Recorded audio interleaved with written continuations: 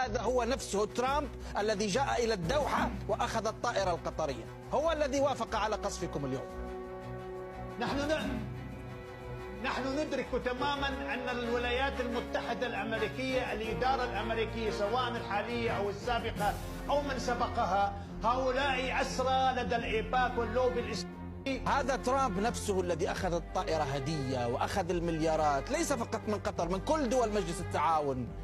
لم يكلف نفسه حتى أن يستنكر، لم يكلف نفسه حتى أن يدين الاعتداء على السيادة القطرية، لم يقل حتى أن هذا لا يجوز، هذا انتهاك للقانون.